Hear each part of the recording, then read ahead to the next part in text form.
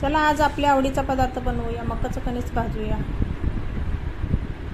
ती पण गॅसवर आज आपण मकाचं कणीस भाजणार आहे बघा. अगदी खमंग तडतड उडतंय असं ही कणीस.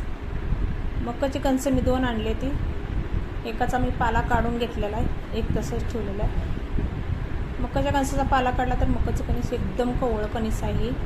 अजिबात निबार नाही. निबार असलं तर सोलायला येतं, पण कवळं असलं तर सोलायला येत नाही. तर ह्याला भाजायलाच पाहिजे, नाही तर शिजवायला पाहिजे. तर आज आपण भाजून घेणार आहे. कणीस भाजलेले अगदी टेस्टी लागतं ही कणीस खायला, जसं गाड्यावर मिळतं तसं, आणि गावी चुलीवर भाजलेलं तसं. पण चुलीची चव वेगळीच असते कणीस भाजलेलीची चुलीतमधलं. थोडंसं आपण तेल लावून घेऊया कणसाला.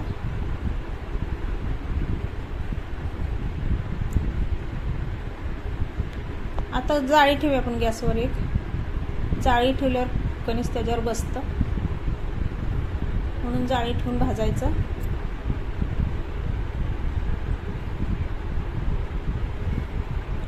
ही कणीस खूप टेस्टी लागते बघा पावसाळ्यामध्ये.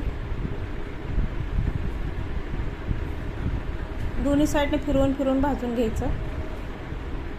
अगदी खरपूस होस्त भाजून घ्यायचं, चवीला छान लागतं. चुलीवर कसं आरावर पण भाजू शकतो, चुलीच्या जाळावर भाजू शकतो, त्याच्यामुळे ती खूप टेस्टी लागते. ते चुलीचा धूर लागलेला आहे, जाळाचा धूर असतो ना चुलीमध्ये, त्याच्या धुरानं आणखी चव येते त्या कणसाला. पण आता इथं तसं नाही ना, आपण आता गॅसवर भाजतोय. गॅस पण चव लागते, पण थोडीशी वेगळी लागते, चुलीसारखी एवढी येत नाही. मकाचं कणीस मला तर खायला खूप आवडतं. सगळीकडं असं भाजून घ्यायचं कणीस. चिमट्यानं धरायचं, हाताला आपल्या पोळायला लागलं तर फिरवून फिरवून भाजून घ्यायचं.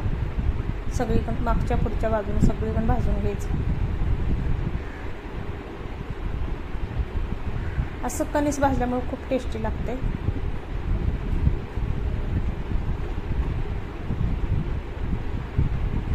संध्याकाळच्या टायमाला 5-7 वाजता ही कणीस खायला अगदीच भारी लागते बघा.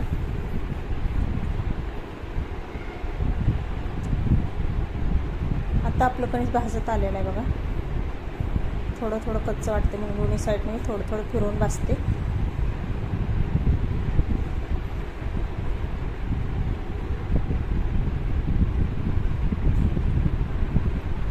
असं भाजून घ्यायचं कणीस.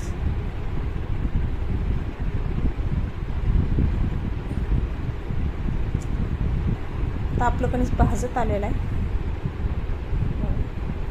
आता काढून घेऊया. गॅस बंद केला आहे मी. आता एका डिशमध्ये काढून घेऊया. 1-5 मिनिट आपण थंड करायला ठेवूया. जास्त पण थंड नाही, थोडंसं गरम असलं छान लागतं खायला. तेल तर आपण पहिलं लावून घेतलं होतं, मगच भाजलंय. आता आपण त्याला मीठ लावून घेणार आहे, तिखट मीठ आणि लिंबू. तिखट मीठ लिंबू लावलं तर वा अप्रतिम चव लागते. तर लाल तिखट थोडंसं लावूया.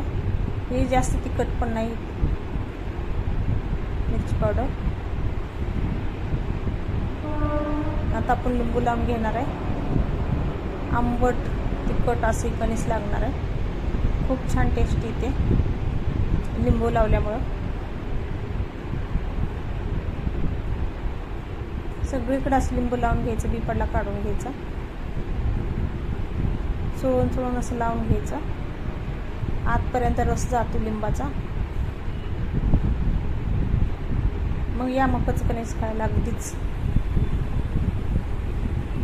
खूप टेस्टी लागणार आहे. कसं वाटलं मकाचं कणीस भाजल्याला? आवडलं तर लाईक करा, सबस्क्राईब करा. असं नवीन नवीन रेसिपीमध्ये भेटू. बाय.